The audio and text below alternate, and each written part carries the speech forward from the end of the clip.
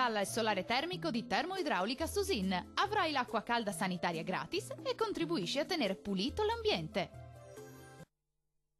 Qualche nube e anche qualche disturbo in alcuni settori delle nostre regioni, specie sui rilievi. Vediamo il dettaglio. Sul Veneto cielo in prevalenza poco o parzialmente nuvoloso, da segnalare la possibilità di qualche breve pioggia sui rilievi vicentini e qualche addensamento sul bellunese. Temperature massime che risultano essere in lieve aumento e previste sui 24-31 gradi, valori minimi stazionari sui 13-19 gradi circa. Andiamo ora a vedere che tempo farà sul Friuli Venezia Giulia. Tempo stabile e soleggiato su gran parte della regione, va evidenziata tuttavia una maggiore instabilità sui settori alpini.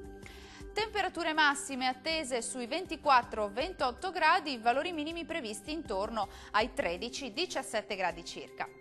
Concludiamo con uno sguardo alla situazione del Trentino Alto Adige. Cieli più nuvolosi sulle Alpi confinali anche con rovesci sparsi, specie in giornata. Sole prevalente altrove, salvo una diffusa e parziale nuvolosità.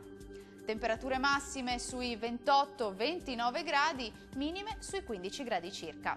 Il mare sarà quasi calmo, localmente calmo nel Golfo di Trieste, i venti deboli da est, localmente moderati nord-orientali sul Golfo di Trieste. Dal meteo di Antenna 3 per ora è tutto, grazie per l'attenzione e arrivederci al prossimo aggiornamento.